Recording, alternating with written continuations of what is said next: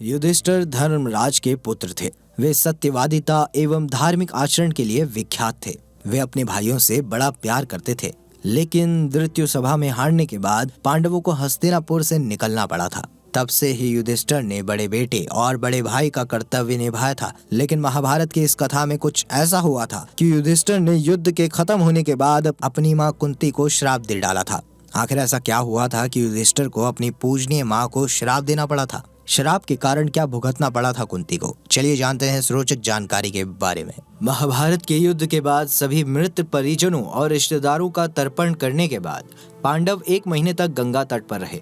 धर्मराज युधिष्ठिर को देखने और उन्हें सांत्वना देने के लिए कई महान ऋषि और संत के आने जाने का क्रम लगा हुआ था।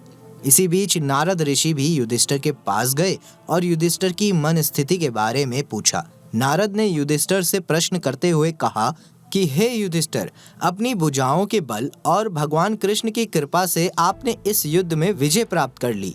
क्या पापी दुर्योधन को परास्त करने के बाद तुम प्रसन्न नहीं हो? मुझे आशा है कि शोक और विलाप आपको नहीं सता रहा है।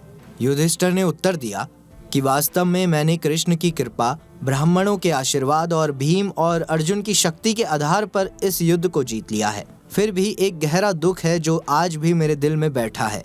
मुझे लगता है कि मेरे अपने लोभ के कारण ही इतनी बड़ी संख्या में स्वजनों का वध हुआ है। पुत्र अभिमन्यु की मृत्यु पर द्रौपदी का विलाप देख मैं जीत को हार मानता हूँ। युधिष्ठिर ने कहा, इन सभी योद्धाओं के वध के बाद मुझे पता चला कि कर्ण मेरा भाई था। उनका जन्म सूर्य देव और मेरी माँ कुंती के मिलन से हुआ था।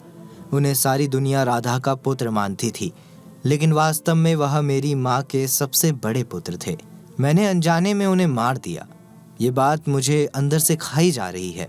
ना तो अर्जुन, ना ही भीम और ना ही दोनों छोटे भाई जानते थे कि कर्ण हमारे सबसे बड़े भाई हैं। हालांकि कर्ण जानते थे कि हम उनके छोटे भाई हैं।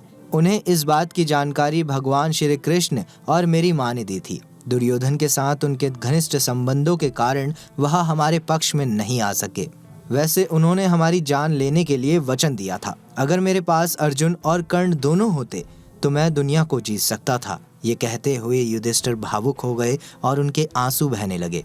तभी उनकी माँ कुंती आगे आई और अपने पुत्र से बोली, युधिष्ठिर, इस तरह से शोक मत करो। मैंने पहले कर्ण को आपके साथ उसके रिश्ते के बारे में बताने की कोशिश की थी। सूर्यदेव ने भी उनसे बात की थी। हालांकि अपनी घनिष्ठ मित्रता के कारण कर्ण ने दुर्योधन का साथ नहीं छोड़ा। माँ कुंती की सांत्वना की बातें सुनी तो युधिष्ठिर अपने क्रोध और शोक को शांत नहीं कर सके। धर्मराज युधिष्ठिर ने माँ कुंती से कहा कि आपने इतनी बड़ी बात छिपाकर हमें अपने ज्येष्ठ भ्राता का हत्यारा बना दिया। युधिष्ठिर ने क्रोध में आकर अपनी माँ कुंती के साथ समस्त नारी जाति को श्राप देते हुए कहा, मैं आज समस्त नारी जाति को श्राप देता हूँ कि वे अब चाहकर भी कोई बात अपने हृदय में छिपाकर नहीं रख पाएंगी। इस तरह युधिष्ठिर के श्राप से आज कोई भी स्त्री कोई भी बात अपने तक नहीं रख सकती है। दोस्तों, आपको ये वीडियो अच्छी लगी हो तो वीडियो को लाइक करें, शेयर करें और कमेंट बॉक्स में जय श्री कृष्ण जरूर लिखें।